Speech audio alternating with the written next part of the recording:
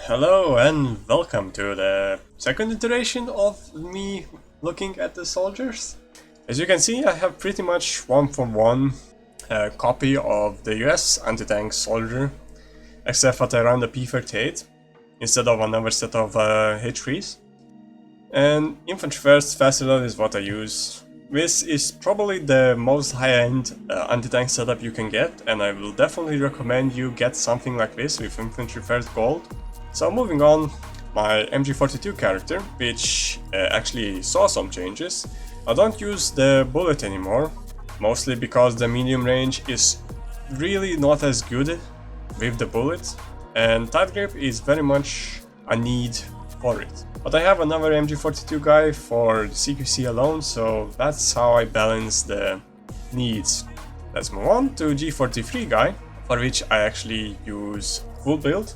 I didn't use it full build before, but I played with SVT40 so much that I kinda got used to the recoil and the rate of fire, and I basically am copying that on my G43, and I feel like this build is pretty good. The P38 build is slightly different than others would use, because I've seen other people use Wolffaust, and you shouldn't be doing that in my opinion, because 3-hit kill is still achievable with Wolf Angle and the range is far superior, so I also use Camo Badge on this guy. My STG character I use without scope right now. I kinda plan on getting another STG guy, but that's for the future. The build is literally the same as in one of the guides, and I use fast reload because I love spamming the shit out of this rifle. Anyway, moving on, the MG42 with the bullets I mentioned. The build is literally the same as the guide, except I think I recommend trigger. I don't recommend it anymore. This is literally just for CQC. Medium range with this build is very unreliable, and I don't recommend using it if you're planning on using out of mid-range. Drop the bullet. Anyway, this also has P38, and tight grip is still mandatory even with the bullet. Especially with the bullet, actually. Anyway, carnated guy, I converted this from STG because I wanted the carnated guy. The build, well, it's nothing special. It's literally just trigger with every set bronze character one-shotting build. So let's move on to command point characters, which I have a shit ton of.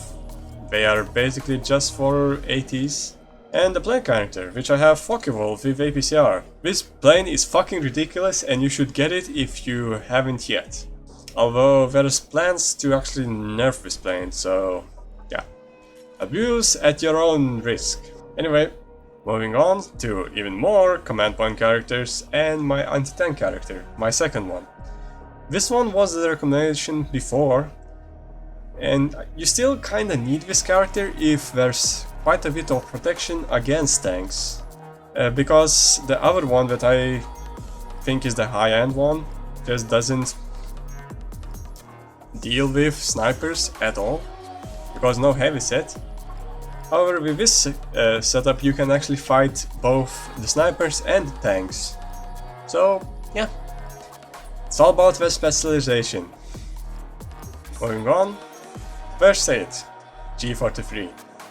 Pretty much the setup you saw before, and an unmodded 1903. I didn't quite have the time to mod it, and that is very much on the cards later on in the future. Why use first aid? Because holy shit is this build super good against snipers. Because paired up with 4x, you pretty much can just get shot by a Recon, go into cover, heal super fast, re-peek, kill the Recon. So let's move on to my tanker, which I use MP34 with pretty much no bullets, because I'm cheap and need my range. I have quite a bit of tanks grinded, like the Panther, the Tiger, and I think even Stug I have HE on. Or not. Anyway, don't get the Stug, get the Hetzer. That's 100% guarantee. 38 I also don't have HE, but I don't play with this tank much, but I really need to, because it's actually one of the better tanks for the light category. especially when you're fighting infantry only.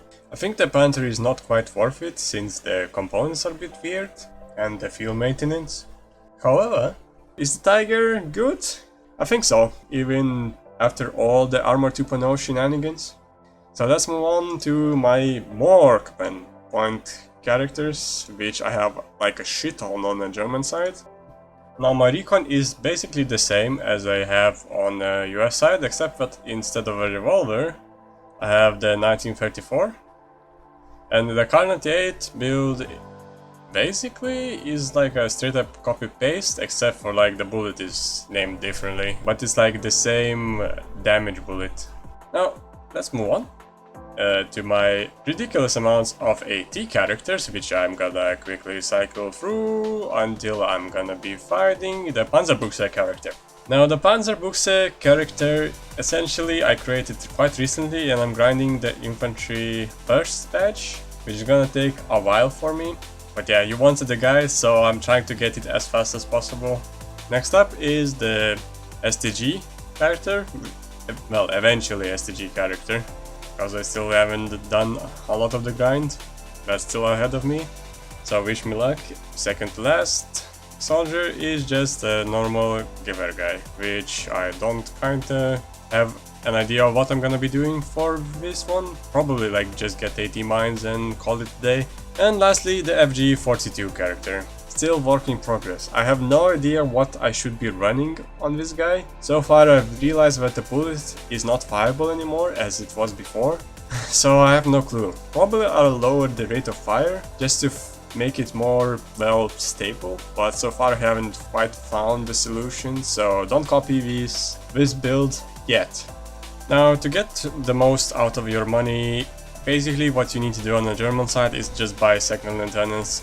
Grinding the soldiers is kinda hard because the underdog bonus is never a thing on the German side. The way I did it is usually just sat around in defenses with my ATs, because like for instance Braille Pass is pretty active and usually the ground gets taken, but it's taken slowly, which is good. As long as you can retreat your low morale ATs, that is. Now obviously I also benefited a shit ton from War Victory. That was during the event. So yeah, see you in the next one, where I'm gonna be looking at my Soviet soldiers.